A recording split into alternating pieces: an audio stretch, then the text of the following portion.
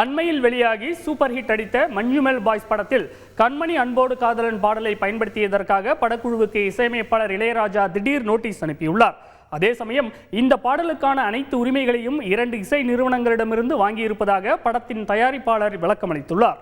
கொடைக்கானல் குணா குகையில் விழுந்த இளைஞரை அவரது நண்பர்கள் சேர்ந்து காப்பாற்றிய உண்மை சம்பவத்தை தழுவி அண்மையில் வெளியான மலையாள திரைப்படம் மஞ்சுமெல் பாய்ஸ். மலையாளத்தில் வெளியாகி இருந்தாலும் கொடைக்கானலில் நடக்கும் கதை என்பதால் மொழியை கடந்து இந்த படம் தமிழில் பெரும் வெற்றி பெற்று திரையரங்குகளில் சக்கை போடு போட்டது. இது மட்டுமின்றி மஞ்சுமெல் பாய்ஸ் திரைப்படத்தை தமிழ் ரசிகர்கள் கொண்டாடியதற்கு மற்றொரு முக்கிய காரணம் இதில் இடம்பெற்ற குணா படத்தின் கண்மணி அன்போடு பாடல்.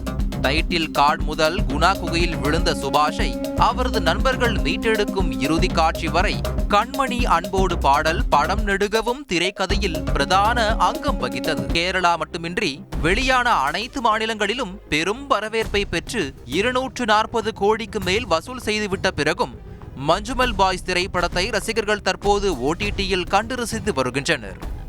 இந்நிலையில் கண்மணி அன்போடு பாடலை பயன்படுத்தியதற்காக மஞ்சுமெல் பாய்ஸ் பட தயாரிப்பு நிறுவனத்திற்கு இசையமைப்பாளர் இளையராஜா தரப்பில் நோட்டீஸ் அனுப்பப்பட்டிருப்பது அதிர்வலைகளை ஏற்படுத்தியுள்ளது.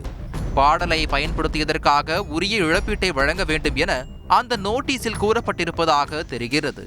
படம் வெளியான சமயத்தில் பல்வேறு தமிழ் ஊடகங்களுக்கு பேட்டி அளித்திருந்த மஞ்சுமெல் பாய்ஸ் இயக்குனர் சிதம்பரம் இளையராஜாவிடம் காப்புரிமை பெற்றுதான் குணா படத்தின் கண்மணி பாடலை பயன்படுத்தியதாக கூறியிருந்தார். ஆனால் தற்போது வெடித்திருக்கும் இந்த நோட்டீஸ் விவகாரம் புதிய குழப்பத்தை ஏற்படுத்தியுள்ளது.